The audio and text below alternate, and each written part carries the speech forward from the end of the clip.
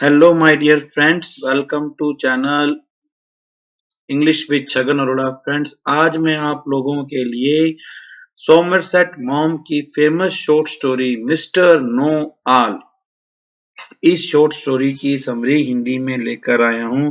इसकी डिमांड आप में से कुछ फ्रेंड्स ने की थी। चलिए स्टार्ट करते हैं। Mister Know All by Somerset Maugham. सबसे पहले हम बात करते हैं इस स्टोरी की जो सेटिंग है। ये एक ओशियन लाइनर, एक जहाज पर है जो कि यूएसए से जापान जा रहा है। और स्टोरी वर्ल्ड वार फर्स्ट के बाद में जब यूएसए का प्रोहिबिशन लॉ था, उस टाइम पीरियड में ये स्टोरी स्टार्ट होती है। करेक्टर, इसका मेन करेक्टर है मिस्टर कैलाडा। ये इस स्टोरी के प्रोटैगोनिस्ट हैं और स्टोरी फर्स्ट पर्सन में नरेटर द्वारा बताई गई है। और उसे हम इस स्टोरी का वो एक करेक्टर है और उस पर हम ट्रस्ट नहीं कर सकते हैं, क्योंकि ये जो नरेटर है ये प्रीजुडाइज्ड पर्सन है। इसके मन में दूसरों के प्रति पहले से ही कुछ एग्जैक्ट फीलिंग्स हैं। यहाँ पर एक और माइनर करेक्टर है जिसका नाम जो कि है डॉक, जो कि पूरी स्टोरी के अंदर साइलेंट ही रहता है।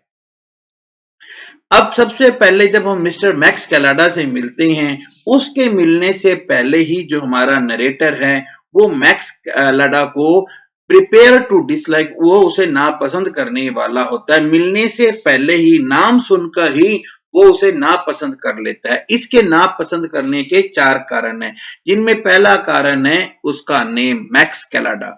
जैसे ही नरेटर ये बात सुनता है कि उसके साथ जो पर्सन है, जो उसके साथ 14 दिन तक यात्रा में रहेगा, उसका नाम है मैक्स कलाडा, तो वो अपना उसका दिल बैठ जाता है। ये कैसे दिखता है? ये closed porthole, no air. देखिए ये आप देख रहे हैं ना, ये खिड़की है।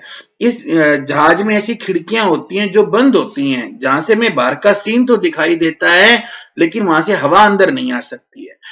तो वो कहता है कि यार अगर मेरे साथ में कोई मिस्टर स्मिथ या कोई मिस्टर ब्राउन जैसा कोई पर्सन होता तो मुझे कम दुख होता। अब मुझे बहुत दुख है कि मेरे साथ में कोई एक पर्सन है जिसका नाम है मैक्स कैलाडा। नाम पर ये हालत है उसकी। और 3 और कारण है। पहला कारण वो देखता है उसकी जो वार्डरोब है, उसका जो वार्डरोब ट्रंक है वो बहुत ज्यादा बड़ा है और उसके सूटकेस पर बहुत सारे लेबल हैं। और उसके जो ब्रश हैं वो इस तरीके जैसे कि उन्हें एक स्क्रब की जरूरत है। तो ये 4 बातें हमें ध्यान में रखनी है, जिन चारों रीजन से ऑथर जो है, सॉरी जो नरेटर है, वो मैक्स कैलाडा को नापसंद करता है। अभी मिला नहीं है, ये बातों से कीजिए।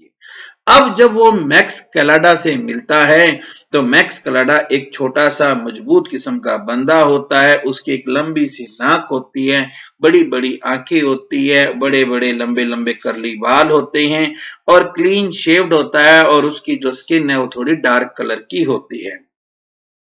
मैक्स कैलाडा इससे मिलता है, चैटी पर्सन है, बातचीत करने वाला है और बड़ा ही एक्सिबरेंट, बड़ा घुल मिलकर बात करने वाला है। और ये काफी सारे ब्रिटिश एक्सप्रेशंस यूज करता है, जैसे कि bit of luck, jolly, rather, इस तरह के ब्रिटिश एक्सप्रेशन यूज करता है। इसके पास एक ब्रिटिश पासपोर्ट है, लेकिन नरेटर को ऐसा लगता है कि ये बंदा ना अंडर ए ब्लू स्काई पैदा होगा, ये कोई ब्रिटिश ग्रे वन में पैदा नहीं होगा। नरेटर ये भी सोचता है कि ये एक मिडल ईस्ट से आया हुआ पर्सन है और वो कहता है कि यूनियन जैक है, जब अलेक्जेंड्रिया और बैरूत में जब वो फैलाया जाता है तो उसकी जो डिग्निटी है ना, जो सम्मान है यूनियन जैक का, वो खत्म हो जाता है। यूनियन जैक ब्रिटेन का जो नेशनल फ्लैग है, जैसे हमारा तिरंगा झंडा है, उनका यूनियन जैक है। मिस्टर कैलाडा जो है वो नरेटर को बहुत ज्यादा चिढ़ाते हैं, क्योंकि वो उनसे बहुत ज्यादा घुल मिल जाते हैं और वो उसके नाम के आगे मिस्टर का यूज नहीं करते हैं। मिस्टर कैलाडा जो है, नरेटर जो है, वो एक पेशेंस का गेम खेल रहा है और वो उस गेम में भी इंटरप्शन करते हैं। वो उसे बताते हैं कि कार्ड कहाँ पर रख। वो कहता है कि मैं तेरे को एक कार्ड ट्रिक बताऊंगा। वो कहता है कि मुझे ये पसंद नहीं है ट्रिक्स वगैरह, लेकिन वो उसे एक एक करके 3 ट्रिक्स बताते हैं। और फिर वो ये कहते हैं कि मैंने तुम्हारे लिए डाइनिंग रूम में ऑलरेडी एक सीट बुक कर ली है, ताकि अब हमेशा हम 14 मतलब जितने दिन तक की यात्रा चलेगी उतने दिन तक हम साथ बैठकर खाना खाएंगे। इन सब बातों से नरेटर जो है वो एनॉयड हो जाता है, चिढ़ जाता है। मिस्टर कैलाडा का नाम मिस्टर नो ऑल कैसे पड़ा? जहाज के सभी लोग उन्हें मिस्टर नो ऑल के नाम से जानते थे। 3 दिनों में ही वो जहाज पर सबको जानने लग जाते हैं। वो सारे गेम, स्पोर्ट्स, इंटरटेनमेंट जितना कुछ भी है वो मिस्टर कैलाडा ऑर्गेनाइज करते हैं। वो हर जगह और सब हर वक्त हर जगह वो मौजूद होते हैं। और उनको उनको कुछ कहना भी बहुत मुश्किल है, क्योंकि उनको ऐसे उनके माइंड में ये बात आती नहीं है कि कोई उनको पसंद नहीं करता है। वो उन्हें ना खाने के वक्त में उन्हें आप बर्दाश्त नहीं कर सकते हो, क्योंकि वो आर्ग्यूमेंटेटिव, वो बात बात में तर्क देने लग जाते हैं और वो ये सोचते हैं कि वो किसी से भी ज्यादा सब कुछ जानते हैं। वो इंटरमिनिएबल हैं। और उनका मिस्टर राम से जो साथ वाली सीट पर बैठकर खाना खाते हैं उनके साथ में बड़े ही बिटर आर्ग्यूमेंट होते हैं। अब हमारे सामने एक करेक्टर आते हैं राम से। देखिए ये जो मिस्टर राम से हैं ये आपको दिख ही रहा है, एक मिस्टर राम से हैं और एक इनकी ये वाइफ है। मिस्टर राम से एक मोटे से व्यक्ति हैं और वो ऐसे लगता है कि वो अपने कपड़ों से बाहर ही आ जाएंगे। वो भी मिस्टर कैलाडा की तरह डोगमेटिक है, मतलब वो भी अपनी बात पे अड़े रहने वाले पर्सन हैं।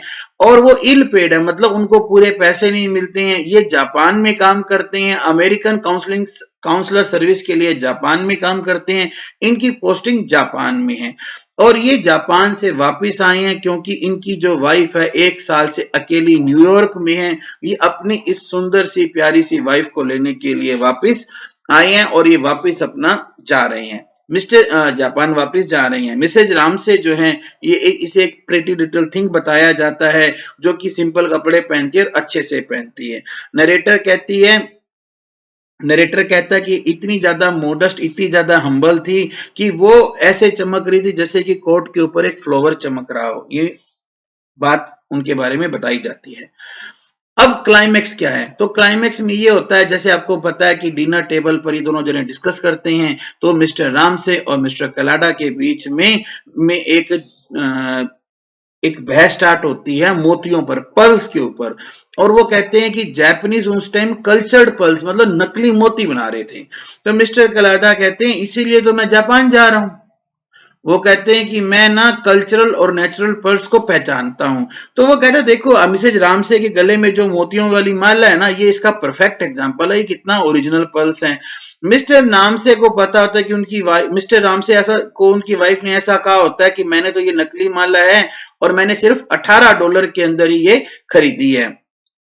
इसलिए वो मिस्टर कैलाडा से एक शर्त लगाते हैं $100 की, कि वो ये कहते हैं कि यार ये तो नकली माला है, तू गलत बोल रहा है और ये एक नकली इमिटेशन है, एक नकली मोतियों की माला है।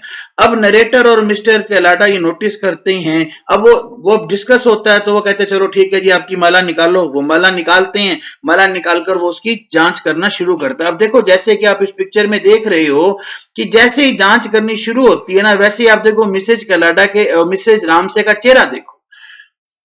अब नरेटर और मिस्टर कलाडा ये देखते हैं कि मिसेज रामसे का बड़ी प्रॉब्लम हो रही है, पर मिस्टर रामसे को ये बात नहीं पता है। अब वो समझ जाते हैं कि मिसेज रामसे जो है वो डर के मारे वाइट हो जाती हैं। तो मिस्टर कलाडा वो कहते हैं कि भाई ना मेरे से गलती हो गई। और अपना मिस्टर नरेटर देखते हैं कि किस तरह उनके हाथ कांप रहे थे जब वो ये मोतियों की माला को लेंस के नीचे चेक कर रहे थे। यहां पर ये बात होती है, सबके सामने वो ये बात मान लेते हैं कि मुझसे ये गलती हो गई है और ये मोतियों की माला नकली है। इस स्टोरी का रिजोल्यूशन क्या होता है? अगले दिन नरेटर और मिस्टर कलाडा अपने रूम में बैठे होते हैं। इनका जो कैबिन मिला था जहाज के अंदर, उस कैबिन में बैठे होते हैं। तभी इसके नीचे से एक लेटर आता है। जब वो नरेटर बाहर जाकर देखता है तो उसमें वहां पे कोई नहीं होता और उस लिफाफे के अंदर कोई लेटर नहीं होता बल्कि एक $100 का नोट होता है। $100 ही मिस्टर कलाडा मिस्टर रामसे से हारे थे और $100 का वापिस आता है।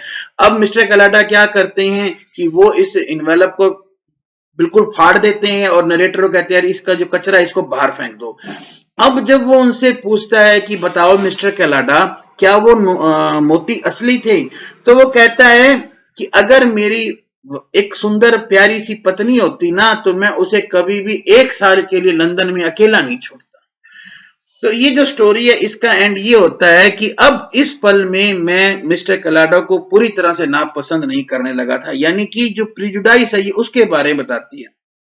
स्टोरी की थीम ये है कि आप लोगों को उनकी अपीयरेंस, उनके चेहरे, उनके हाव भाव से जज नहीं कर सकते हो, और जो स्टीरियोटाइप होते हैं वो हमेशा झूठे होते हैं, मिसलीडिंग होते हैं, उनके पर अगर आप निर्भर रहोगे तो आपकी गलती होने के चांस बहुत ज्यादा होते हैं। देखिए आयरनी भी कई जगह पे है। मिस्टर कैलाडा को लोग मिस्टर नो ऑल कहते हैं, यानी कि सब कुछ जानने वाला। वो तो उनका मजाक उड़ाते हुए कहते हैं कि ये मिस्टर नो ऑल हैं, जबकि सच्चाई और जबकि मिस्टर कैलाडा ये सोचते हैं कि लोग उन्हें कॉम्प्लीमेंट दे रहे हैं। एक आयरनी भी यहाँ पे बहुत शानदार है। देखिए जब भी हम कोई भलाई का काम करते हैं तो समाज में हमारा नाम होता है, हमारी इज्जत बढ़ती है। यहाँ पर मिस्टर कैलाडा ने एक भलाई का काम किया, उन्होंने उस लेडी का, अब देखिए सच्चाई तो कुछ ऐसी रही होगी कि वो जो मिसेज रैमसे है वो 1 साल से न्यूयॉर्क में अकेली थी, उनका वहां किसी के साथ अफेयर हुआ होगा और उस पर्सन ने उन्हें ये कीमती कम से कम $15,000 का मोतियों का हार गिफ्ट दिया होगा। मिस्टर कैलाडा ने अपनी इज्जत बर्बाद कर ली, समाज के सामने उनकी इज्जत खत्म होगी जब उन्होंने खुद ये मान लिया कि मुझे नहीं पता है, और उन्होंने भला किया मिसेज रैमसे का। दुनिया में हम किसी का भला करते हैं हमारा नाम होता है, यहाँ पर हमने जब मिस्टर कलाडा ने भला किया तो बल्कि उनका जो लोग थे उन्होंने उनका मजाक उड़ाया, पर मिस्टर कलाडा ने वो मजाक उड़वाना भी पसंद किया, स्वीकार किया। तो इस तरह से ये जो मिस्टर नो ऑल है ये स्टोरी हमें प्रिजुडाइस के बारे में बताती है कि हमें कभी भी किसी, जैसे हम कहते हैं ना कि कोई भी बुक के कवर से हम बुक के बारे में आइडिया नहीं लगा सकते हैं। अपीयरेंस जो होती है वो हमेशा गलत होती है।